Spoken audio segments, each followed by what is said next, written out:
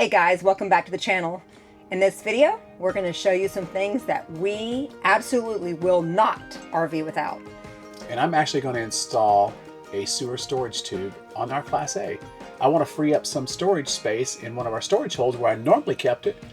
And I'm going to try this out and see if this actually frees up a little space and will work out for us long term. So first off, I'm going to show you guys how I installed this sewer storage tube. We're going to talk about 2 or 3 things that we just absolutely will not RV without at this point. So today's goal is to ditch the stinky slinky tube inside one of our storage holes and actually put a storage tube on our Class A. Now I have not seen anybody else do this with a Class A. I've seen it done on travel trailers. I've done it on a travel trailer, but I have an idea of how I'm going to do this.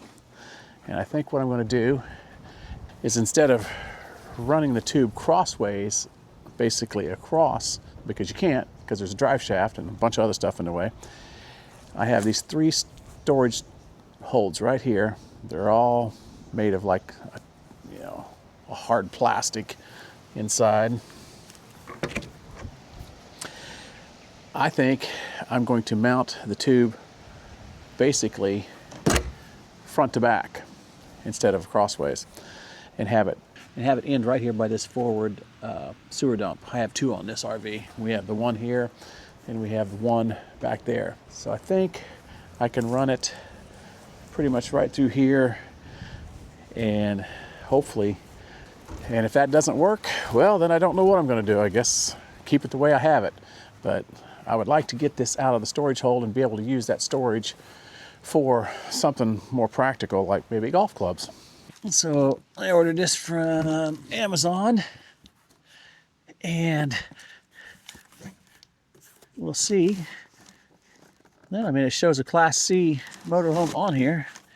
We'll see. It expands from 50 inches to 94 inches, which I ordered new sewer hoses too, and I'm hoping they all will fit in there, because I ordered the kind that accordion together and take up a lot less room. Okay, so what I did here, originally I had this end ran on the other side of the tube here, but it was too long for the 20-foot hose that I have, and it wasn't quite long enough to add that extra 10-foot section on there, so I shortened it up. Really, 20 feet is usually all I need, unless we have an extra long run, which I'll put some of those in a smaller tote and carry them in the back storage hole just in case we need them. But I think this will work pretty good. I should be able to get the hose out right here, hook it up. Right now I have the self-tapping screws just ran up into the bottom of the storage, but they're sticking up inside, so I don't want that. So what I'm going to end up doing is, one by one, I'm going to go inside the storage hole. I'm going to go down to Home Depot, and I want to get some, fairly flat round head screws or bolts, run them down through here with nuts and lock washers, put a little Loctite on them so they don't back off. And I'm going to actually add another strap right here to help support it. I'm not sure why these storage holes are so off. This one's like so much lower than this one. I guess that one over there is the same way. So I'm not sure why this one sticks down lower than the 2 on either other side of it. But this should free up a lot of space and allow me to use this storage bin for something else now. That's the plan. Okay, let's test it out and see how the hose works. So right now, it fits in there perfect. Not too much, not too little. Just enough give that I can close it easily. Hopefully this isn't more of a pain to get out than when I had it up here in the storage. But I guess after a couple trips, we'll know. And when I know, I'll let you guys know. And there you can see where the screws came up through. So what I'll do is I'll just go to Depot, get a bolt, nut, lock washer, and back one out, run one down, tighten it up, and just replace them one by one. That way I don't have to take the whole thing down, because I don't want those sticking up in there. That's a hazard. But all in all, I would say that was a pretty easy install. Not much to it really. And if I find that I need more storage, I think what I will do is actually, let me show you. I think what I will do is I will actually go back here where the back dump valves are, and maybe I will go ahead and buy another tube and run it basically across the frame right here, because there's nothing in the way right there. And I could have it come out this way, or I could just grab it and pull it out. But there's really nothing to attach the end to, so I don't know how I would keep it from sliding. That would be the only thing. I'm sure I could figure it out. But it would be nice to have it here where I could just like reach in here, grab it, pull it out, and be done with it. My only fear is this is going to be a little tricky to get to. Let me see if I can do it without literally bending all the way down. Oh yeah. I can definitely get it out without having to look. But I probably have to bend down there and see to line it up to get it back in. Okay, as you can see here, I just ran some stainless steel screws down through the top and just used some nuts, washers, and lock washers to hold this in place. So as we're finishing camping here at Tillis Hill, we're going to see how it works when I head over to the dump station here in just a few minutes. Well, we were back home, and I just wanted to say that the sewer hose worked great. I didn't have any issues getting it in or out. I would say the only thing I'm going to do is on the door latch, I think I'm going to put a little tiny lock there or something, just something to make sure that that doesn't come open while we're driving down the road, because it is running, you know, front to back instead of side to side. I worry about possibly the wind catching it, maybe, or hitting a bump, and maybe if it would happen to pop open, then the sewer hose would just slide right out and we'd lose it, and next time we get to a campsite, we would not have a sewer hose. But no, it worked great. And now we have this large bay that I wanted to have open now, keeping my paddle boards in there. Super happy with it. But I am still considering possibly maybe even putting in another sewer hose storage on the back like I was talking about. I think it would be nice to have one back there, one up here, and I could just pull this one out for when I'm using that one, throw it back in. I don't know. Maybe I'm overthinking things. And on a side note, talking about the sewer, we have something that's coming. Should be here in the next few days. It's a little bit, I don't want to give it away yet, but it does have to do with the sewer.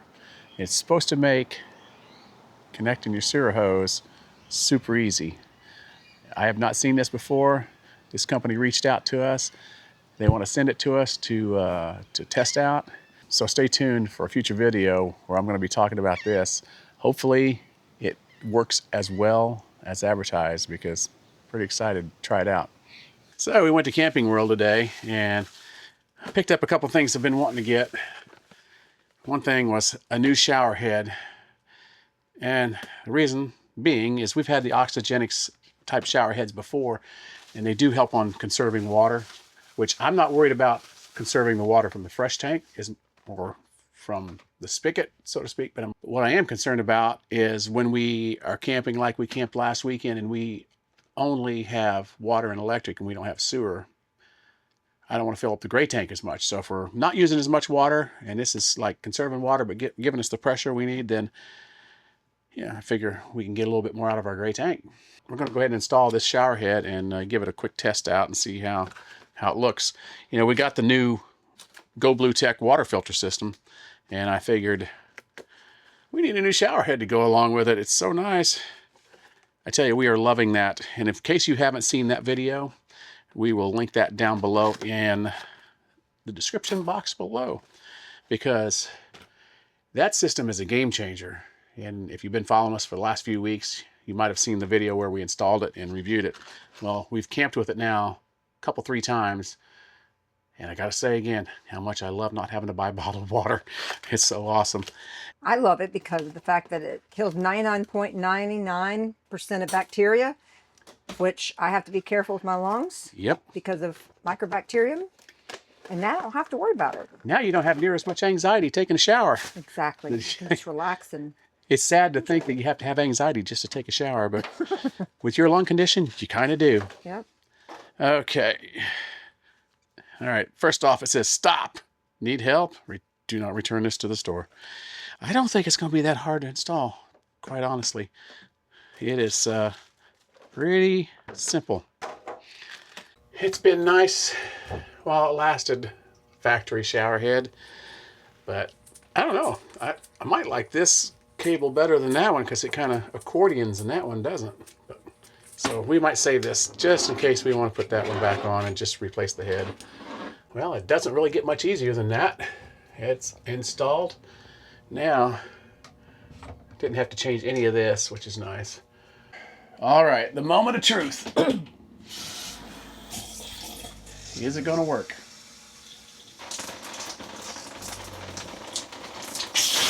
Oh, that's a lot of pressure. Wow. That's nice. I do like that it has the little shut off. So it definitely has a few different settings, but I guess we won't really know until we take a shower. But it's not any worse than what was in here, that's for sure. If it saves our gray tank from filling up a little bit faster and we maybe get 1 or 2 more showers out of it, we'll let you know, because as it stands now, if we take fairly long showers without having sewer hookups, we usually get about 4 good long showers. We'll test it out this weekend and see if we get maybe 5, maybe 6. Be nice. We'll let you know. So as far as our shower goes, the new shower head that we got, the OXYGENICS shower head, I wouldn't say that it really helped with conserving water, but it did help with keeping it hotter longer. So that was nice. Chuck loves to take his long, hot showers. And so he said, he came out, he says, I took a shower for so long and the water never got cool. It stayed hot the entire time. So that was really nice for him, I'm sure. So I definitely think it was a nice little upgrade. I enjoy all the different settings that you can put it on.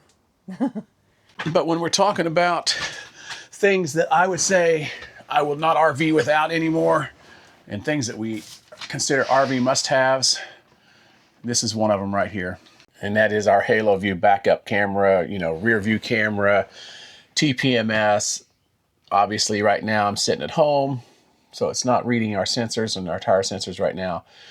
But I just would not want to RV without having something at least like this. But we love our HaloView. We love this thing.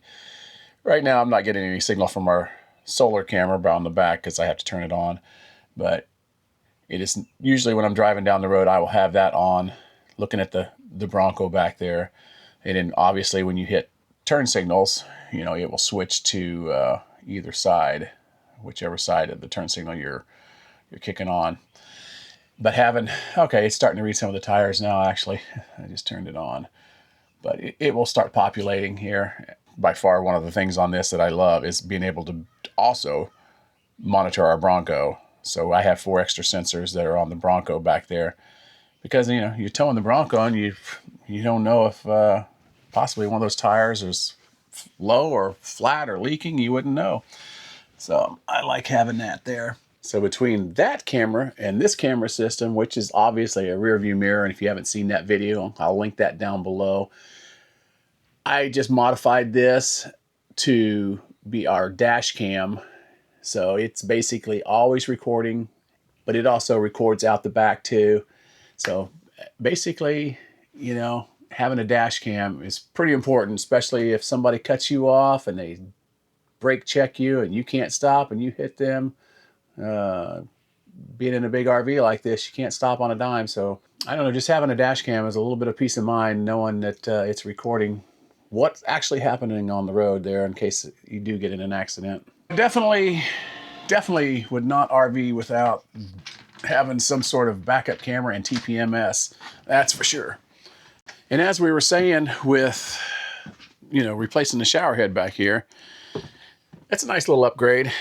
But I'll tell you, the best upgrade was when we put the GoBluTech system in with UV. And that is definitely something we would not go without now. If we was ever to replace this RV and get another RV, first thing we would do is put that water system in, that water filter system in. So this is something personally that I can't live without, is I love these rugs that I purchased off of Amazon about 3 years ago. And we don't wash them every single trip, but we do wash them pretty regularly. And they wash so nicely. They're like a knockoff of a Ruggable, and so they're not as expensive. But let me tell you, your feet, when you're walking on, it's so soft. And they grip, the backing grips so nicely that the rug doesn't move around. I love that about it.